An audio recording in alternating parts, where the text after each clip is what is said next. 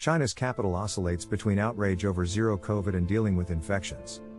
On Sunday, December 11th, many shops and other businesses in Beijing were closed, and an expert warned of thousands of new coronavirus cases as anger over China's previous COVID-19 policies gave way to concern about infection. After unprecedented protests last month, China dropped most of its strict COVID-19 curbs on Wednesday, but cities already dealing with the most severe outbreaks, such as Beijing, saw a sharp drop in economic activity after rules such as regular testing were scrapped. According to anecdotal evidence, many businesses have been forced to close as infected workers quarantine at home, while many others have decided not to go out due to the increased risk of infection. According to Zhang Nanshan, a prominent Chinese epidemiologist, the Omicron strain of the virus that is prevalent in China is highly transmissible, and one infected person can spread it to up to 18 others. We can see that hundreds of thousands or tens of thousands of people in several major cities are infected, Zhang said.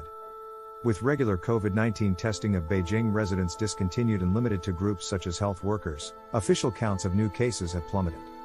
On Saturday, health officials reported 1,661 new infections in Beijing, a 42% decrease from 3,974 the day before national policies were dramatically relaxed.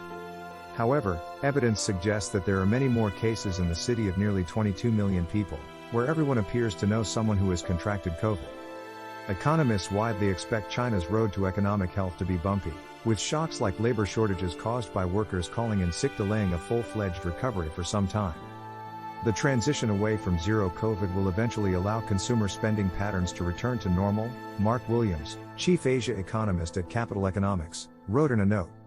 According to Capital Economics, China's economy will grow 1.6% year-on-year in the first quarter of 2023, and 4.9% in the second. Epidemiologist Zhang also predicted that it would be months before things return to normal.